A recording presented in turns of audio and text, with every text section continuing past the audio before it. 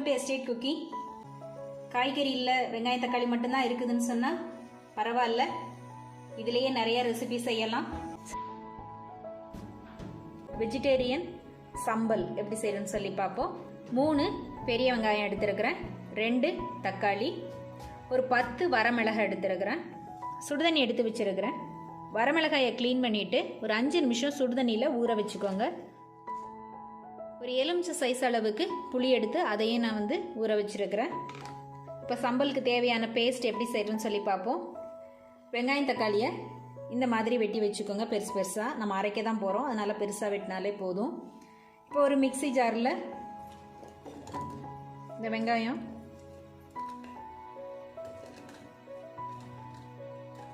தக்காளியும் சேர்த்துக்கலாம்.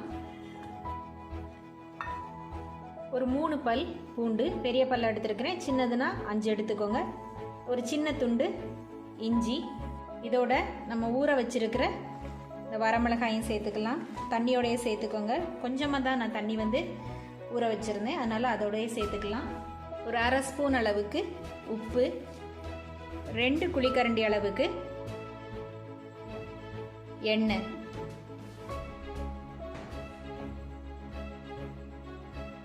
இது எல்லாத்தையும் சேர்த்து கொரகொரப்பாக பேஸ்ட் மாதிரி அரைச்சிக்கோங்க. நைஸாக அரைக்கக்கூடாது, இந்த மாதிரி கொரகொரப்பாக அரைச்சிக்கோங்க. அடுப்பில் பேன் வச்சு அது லைட்டாக சூடானதும் அரைச்சி வச்ச இந்த பேஸ்ட்டை சேர்த்துக்கலாம். மிக்ஸி கழுவுன தண்ணி கொஞ்சம் சேர்த்துக்கிறேன். இது கட்டியாக இருக்கிறதுனால கொஞ்சம் தேரிக்கும், பார்த்து கவனமாக கிண்டிக்கணும். நம்ம அந்த ஊற வச்ச புளியையும் கரைச்சி ஊற்றிடலாம்.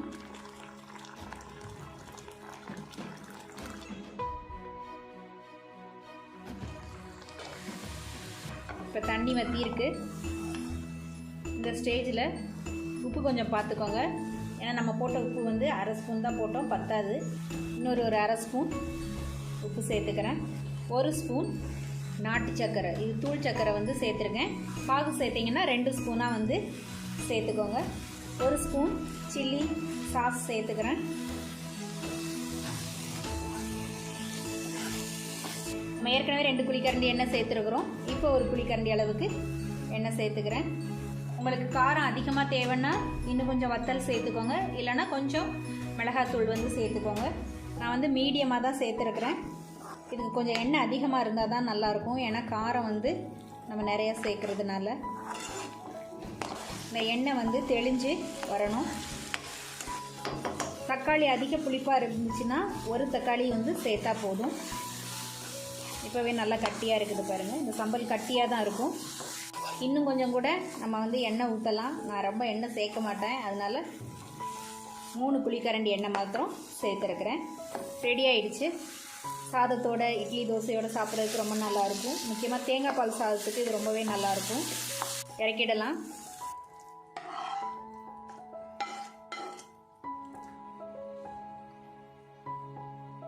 வெங்காயம் தக்காளி யூஸ் பண்ணி வெஜிடேரியன் சம்பல் ரெடி ஆயிடுச்சு. செஞ்சு பாருங்கள். நன்றி.